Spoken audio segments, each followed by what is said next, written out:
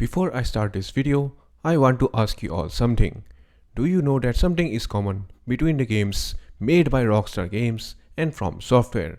The answer is difficulty sliders. They just don't have it in their games. You can really go back and check it.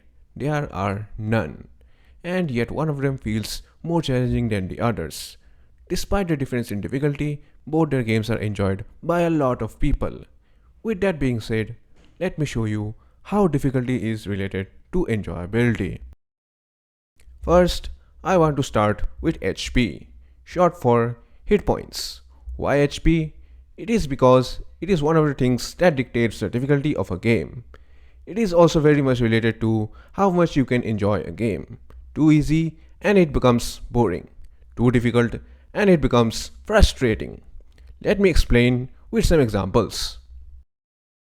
If an enemy is hitting you a lot, and depending on how much of your health is getting deleted, the difficulty can go either way. If the enemy is not putting any dent in your health, then obviously it becomes dull and boring. But if the enemy is actually killing you in a couple of hits, then the difficulty will be considered much higher. Then there are other times when the difficulty is not related to HP. I'm obviously talking about the mechanics like stealth and puzzles. In stealth, the pattern of the enemies can create some interesting scenarios without even manipulating the HP. Just like stealth, the puzzles can be challenging in their own way. It challenges your brain in a way where you have to see it from an unexplored perspective. Roadblocks are also something the players usually experience. For the people who don't know what I'm talking about, it's when a challenge becomes insurmountable, it generally becomes a roadblock. It is something you can push through or you can't. Roadblocks are present in games to check if you are getting better or not. Surpassing it can really give you a sense of accomplishment. It is something that cannot be experienced in easier games. In recent times, the number of people who enjoy difficult games has increased.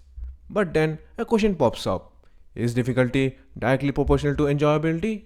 The obvious answer is no. The difficulty is just a small part of the whole game. There are plenty of reasons one enjoys games. But if a game's difficulty is its own selling point, such as the From Software games, then we can say that the difficulty is somewhat proportional to enjoyability. We can also talk about the people who do enjoy easier difficulty. It is employed by the developers in their games because vast amount of people do not like to have immense roadblock in their games. These roadblocks can easily put a lot of stress on people that don't like to be stressed or get stressed too easily. Some people really do like to breeze through games, which is why easier games are generally more profitable despite the presence of aforementioned difficult games. Looking back at the question at the beginning of the video, I have come to realize that the answer lies between yes and no. Yes, because for some people, enjoyability equates to overcoming challenges, while for some people, their enjoyability comes from just experiencing the game. Hence, no. Taking a step back, I can see that the difficulty is relative and enjoyability has many forms.